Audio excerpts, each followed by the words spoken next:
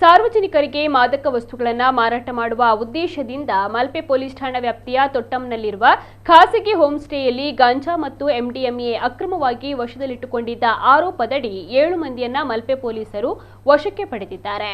31 ವರ್ಷದ ಮಲ್ಪೆಯ ಹೂಡೆ ನಿವಾಸಿ ನಾಜಿಲ್, ಕಾಪು ತಾಲೂಕಿನ ಮಂಚಕಲ್ ನಿವಾಸಿ 42 ವರ್ಷದ ಮೊಹಮ್ಮದ್ ಅಜರುದ್ದೀನ್, ಮಲ್ಪೆ ತೆಂಕನಿಡಿಯೂರು ನಿವಾಸಿ 19 ವರ್ಷದ ಮೊಹಮ್ಮದ್ ಅಫನಾನ್, 35 ವರ್ಷದ ವಿಘ್ನೇಶ, 36 ವರ್ಷದ ಬಸವರಾಜು, ಉಡುಪಿಯ ಪೆರಂಪಳ್ಳಿಯ ಖಾಸಗಿ ಅಪಾರ್ಟ್ಮೆಂಟ್ ನಿವಾಸಿ 36 ವರ್ಷದ ಧನ್ವತ್ ರಿಕೇತ್, ಒಡಿಶಾ ರಾಜ್ಯ ಗಂಜಾಂ ಜಿಲ್ಲೆಯ ಬಿರಿಯಾಬಾಟಿಯ ನಿವಾಸಿ 44 ವರ್ಷದ ಗೀತಾಂಜಲಿ ಜಿನಾ ಬಂಧಿತ ಆರೋಪಿಗಳು.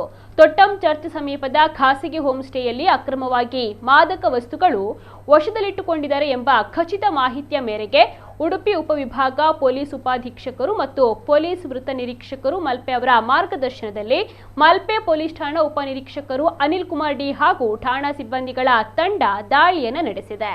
ಈ ವೇಳೆ ಹೋಮ್ ಸ್ಟೇಯ ಒಂದು ಕೊಠಡಿಯಲ್ಲಿದ್ದ 4ವರನ್ನ ಪರಿಶೀಲಿಸಿದಾಗ ಅವರು ಮಾದಕ ವಸ್ತುವನ್ನ ಸೇವಿಸಿರುವುದು ಪತ್ತೆಯಾಗಿದೆ. ಶೋಧ ಕಾರ್ಯಾಚರಣೆಯಲ್ಲಿ ಒಟ್ಟು 23,000 ಮೌಲ್ಯದ 43.54 ಗ್ರಾಂ ಗಾಂಜಾ, ಅಂದಾಜು 3,000 ಮೌಲ್ಯದ 33.81 ಗ್ರಾಂ ಗಾಂಜಾ ಹಾಗೂ ಅಂದಾಜು 20,000 ಮೌಲ್ಯದ 9.73 ಗ್ರಾಂ ಎಂಡಿಎಂಎ ಸೇರಿದಂತೆ 5 ಮೊಬೈಲ್ ಫೋನ್ಗಳು ಮತ್ತು ವಿವಿಧ ವಸ್ತುಗಳನ್ನು ಪೊಲೀಸರು ವಶಪಡಿಸಿಕೊಂಡಿದ್ದಾರೆ. ಬಂಧಿತ ಆರೋಪಿಗಳನ್ನು ನ್ಯಾಯಾಲಯಕ್ಕೆ ಹಾಜರುಪಡಿಸಲಾಗಿದೆ.